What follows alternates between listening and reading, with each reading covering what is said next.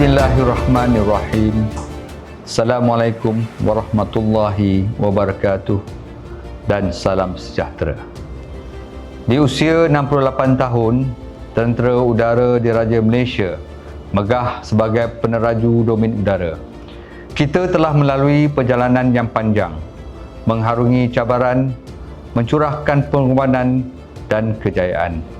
68 tahun melambangkan kematangan, kekuatan dan maruah sebuah angkatan udara yang mempertahankan kedaulatan ruang angkasa negara. Saya selaku Panglima Tentera Udara yang ke-21 akan memikul amanah ini dengan penuh keinsafan dan rasa tanggungjawab. Saya bertekad untuk meneruskan legasi kecemerlangan kepimpinan. Amanah ini amat besar dan mencabar, tetapi dengan sokongan setiap lapisan warga TUDM serta kepercayaan yang diberikan, kita akan terus melangkah ke hadapan sebagai perisai dan benteng negara. Warga TUDM sekalian, melalui tema Kuasa Udara Perisai Negara, tugas kita amat jelas. TUDM sebagai pelindung yang menjamin keselamatan, kestabilan dan kepentingan strategik negara melalui kuasa udara. Kita bukan lagi sekadar menjaga sempadan di awan, tetapi kita adalah perisai yang memastikan kelangsungan hidup dan kemakmuran negara.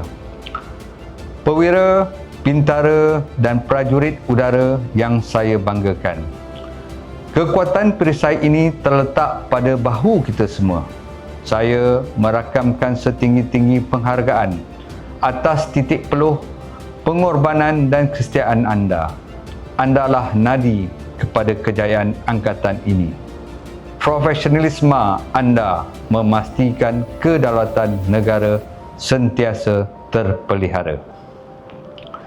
Kepada veteran TUDM, TUDM hari ini tidak terbina dengan sekelip mata. Ianya hasil keringat dan pengorbanan saudara dan saudari semua. Saya merakamkan setinggi-tinggi penghargaan atas khidmat bakti yang telah dicurahkan.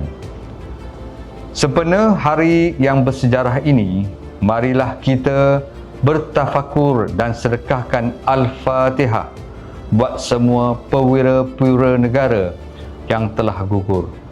Mereka pernah berdiri di barisan ini. Jasa mereka amat disanjungi. Al-Fatihah.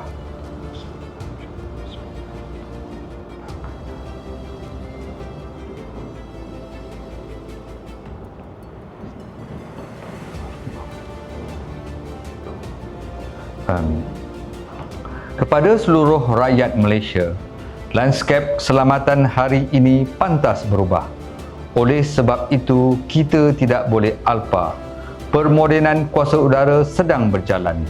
Penerimaan pesawat tanpa pemandu UAS Anka pada Januari dan sistem radar jarak jauh pada Ogos tahun ini akan memperkukuhkan lagi keupayaan pemantauan udara. Manakala pada bulan Oktober nanti, kita juga akan menerima pesawat pejuang FA-50M secara berperingkat, dan pada Mac tahun hadapan pula, kita akan dilengkapi dengan pesawat peronda maritim MPA P-72M. Di sebalik kekuatan tempur, wibawa TUDM juga terletak pada nilai ihsan. Kita sentiasa bersedia membawa harapan melalui operasi kemanusiaan, penerbangan ihsan bagi meneruskan kelangsungan hidup sehinggalah kepada operasi pembenihan awan demi kesejahteraan semua rakyat. TUDM sentiasa hadir untuk anda. Kepada seluruh warga TUDM, selamat menyambut hari ulang tahun TUDM ke-68. Teruslah berbakti dengan keikhlasan, keberanian dan integriti yang tinggi. Semoga Allah memberkati perjuangan kita semua. Kuasa udara perisai negara sentiasa di angkasa raya. Sekian, wabillahi taufiq wal hidayah. Wassalamualaikum warahmatullahi wabarakatuh. wabarakatuh. Terima kasih.